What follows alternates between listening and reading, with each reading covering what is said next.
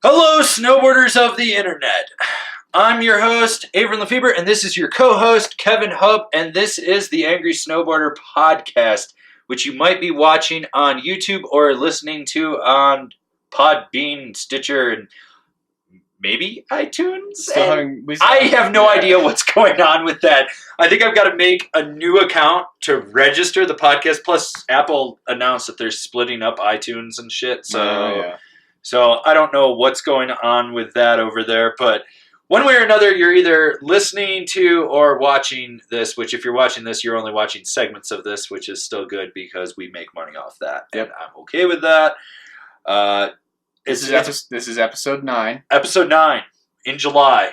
July 12th. Yep. There was snowboarding to be had. There was. On the 4th of July. I didn't go. I slept in. I didn't either. I just ignored it for the most part. I had more pressing issues, like making sure I could stay up and binge watch all of season 3 of Stranger Things. Mm-hmm. I watched it all in one sitting. I'm proud of myself. Good. All 8 episodes. I'm going to go back and binge watch it again. Sweet. So that was it. I just had better things to do, and meaning literally anything else. I didn't feel like sitting in line for 3 hours to get on a chairlift, to get off the chairlift, to get into the line for the next chairlift, only to come down and repeat the same thing. Like one of our filmer friends sent me a photo or video or something from it, and it was like 2-hour lift lines. I heard from people that if you didn't make it into the lot by 8 o'clock, like you were not getting a spot. Yeah, pretty much. The kid that I work with got there at 7:30. The lower lot was already full, and they did manage to get into the upper lot. And when they got out and got to the mountain and looking back at Love and Pass, and there was just literally a line of cars in both directions trying to get into that lot, like all the way down the mountain towards Keystone and all the way up the mountain towards Love and Pass. Like just solid cars. So thanks, Denver, because it's your fault. Well, whatever. The basin is not epic next year, so that probably won't be a problem. The funny thing is, A-Basin is actually still open on the weekends. You can go pay $25 to go hike the rail park. So you ride the chairlift up, then hike down, then you hike back up to hit the rails, then you hike down, then you hike up and down and up and down. So I still have no ambition to do that. I'm in full editing mode. I have 85 more reviews to finish editing for just me. I haven't started your board reviews yet, but I'm uploading anywhere between like 5 and 12 reviews a day. Mm-hmm. So like I've got a whole new process of how I'm editing things, so it's going better. So there's that. It looks like should be on track for August 15th to drop them, which is a Thursday. And I will drop them, and I will probably do a live stream premiere with it. Yeah. I think I got to look into that a little bit more, but I think that's going to be the thing. Even if I don't finish your videos, I'll still be like 117 reviews from just me that I'll put up. Right. And then there's the binding reviews, which I haven't even bothered looking at because someone hasn't given me theirs yet. I know. I'll have them to you. Or probably film today. The rest of them. I know. We need to film the rest of them too. Yes, we do. So I'm going to do that. One of the other things that I've been toying around with is playing with synthesizers. Oh, good. Oh, yeah. So if you listen to this podcast and you liked or heard that new intro music instead of being cut from 80s hair jams, that's me. I made that. It's awful, I bet. Probably. But we're going to find out. So I'm just over there getting my inner John Carpenter on, hitting keyboards and stuff geez. like, making noises and stuff. I actually talked myself out of buying an analog synthesizer the other day. I was like, it's only like $500. And I was like, where the fuck am I going to put this thing?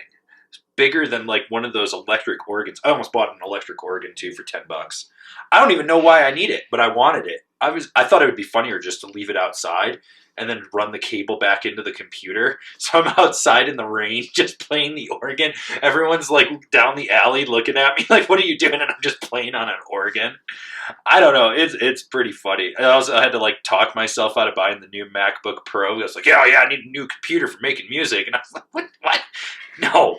He just started playing with a synthesizer, and now he thinks he needs a whole new computer. A what-ithizer? Don't worry about it. Can you say synthesizer for me, Kevin? I can't. I got the first syllable and the last one right, so everything in between is just a synthesizer? Yeah, it's just extra. You got a wisp over there? Maybe. I like that we chose the same wardrobe today. Yes, we did. That was not planned. I put Definitely this not. on and I was like, he's gonna wear this today. Probably, yeah. I almost wore the other one, and I was like, no, this one's a little more comfy, so I put this one on. This one is a little more comfy. That was another thing that happened. We finished off the last round of merchandise sales, which did not go as well as it could have. I'm looking at you people. Why didn't you buy stuff? Buy more. Consume. Be American. Come on. So actually, it was the Euros that bought most of it. I paid more in shipping on this one. Ooh. I have a lot of stuff. We broke even. That's so it paid for everything. So there's that.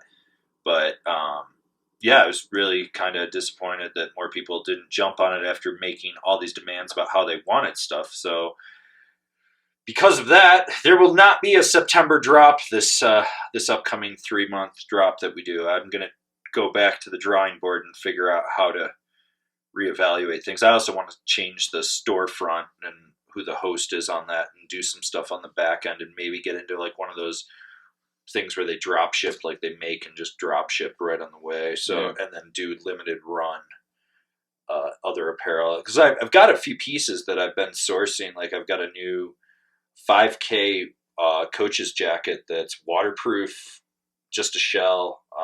So I got that. And then I did a Letterman's or like varsity zip up sweatshirt, and that turned out really well. And that was going to be in the September drop, but now because some people, and that's right, I'm shaming you into buying more, didn't do that. Let's see what else is going on. Oh, this is a funny one. I noticed that James Beastie from The Good Ride is now uploading more videos to YouTube.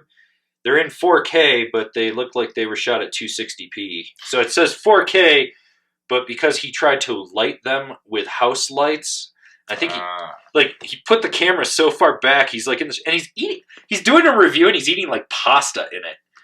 Like it's very strange. Yeah, I was like, okay, so it's got the 4K tag, but it's awful. And the best part was he hadn't shut the comments off on it. So the first comment, the only comment I saw on it was, "You call this a fucking review? I will wait till Averin does this." And I was like, that is amazing.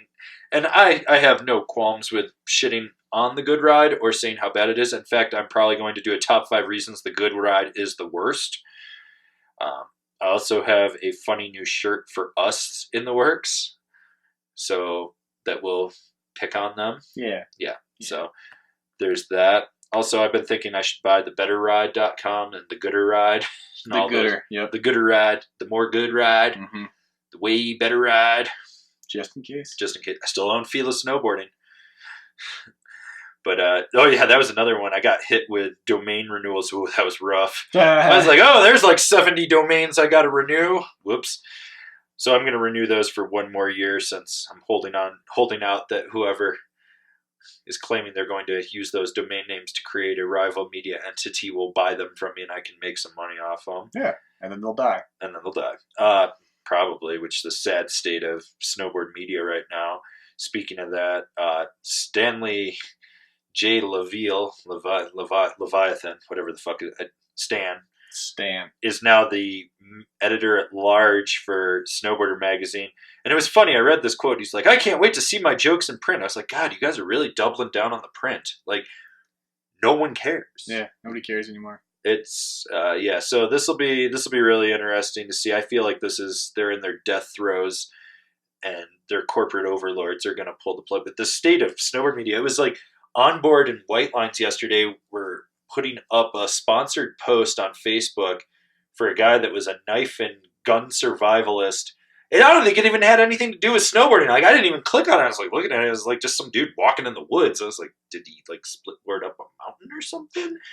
And it was really weird, but it was a sponsored post by like Merrill Shoes or something. I was like, oh my God, is this where we've gone? Jeez. Like, it's just like just that downward fucking spiral of snow media, and the vloggers are just like on the rise, but their shelf life, I mean, they all have a shelf life. They'll hit a point where you can only see people traveling to a different resort to do the same back 3 over and over and over again. Yep. You know, they'll hit that. So it's like, as I tell people, it's a fucking marathon, not a sprint.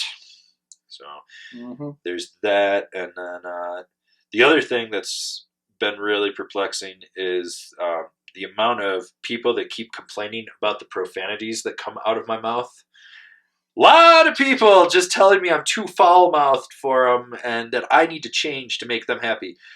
If your sensibilities are so fucking weak that you are upset that I swear and you choose to watch my content, you have no say. Like, you're not forced. There isn't, like, we're the only source. You have countless options for other media to entertain you. Mm-hmm. If you can't deal with that, maybe you shouldn't. But this has been the attitude at this place 10 years. Since day one. Like, 10 years. That's just what we do. So, and Kevin, the best is like they were saying, like, Kevin is so foul. I was like, he doesn't even swear. Not much. Like, to get him to swear, like, I have to really coax it out of him. I'm over here like a snake charmer. Like, ooh, you gotta do it, Kevin. I got it. Yeah, it doesn't happen much. It doesn't happen. Me, on the other hand, there's no fucking hope. No. I swear at small children. I'm like, what is your fucking problem? Kids like 5, just like, yeah, looking at me, and I was like, oh, God, you should have been an abortion. Like, the only reason your parents had you is to harvest your bone marrow and organs to prolong their life. Kids just sitting there all mortified. I was like, you little shit. I hate you. And you fat and you ski. I hate fat skier kids. Fat skier kids are usually the worst. Yeah, so that's kind of everything in a nutshell that we've been going on. But we got some topics we're going to talk about. We got some questions, and some stuff happened in snowboarding. We're going to dive into that. Also, we're looking at doing a 20 questions podcast. We've talked about it. I think we need to implement this. This will be not a replacement for next month's podcast, but just something in conjunction that will drop, where we take 20 questions from the viewers plus the Angry Snowboarder VIP poll question, and we'll probably give them, it'll probably be like 25 questions because those people support us. So yeah, they actually give us money. Yes. Well, they don't give us money. We give them services, and they pay us money for that's services. fair. Yeah, they're actually buying services from us. Yeah, so, I mean, whether they're in the sticker club or even if they just support us so they can get the behind-the-scenes stuff or early access to the written reviews and stuff. Mm-hmm. So if you're not a member of Angry Snowboarder VIP, you should definitely hop on it. Also, this podcast is proudly brought to you by Rosnell Snowboards. They're really good at selling skis. Yes, they are. So if you need skis, check out Rosnell Snowboards. You ready to dive into this, Kev? Let's do it.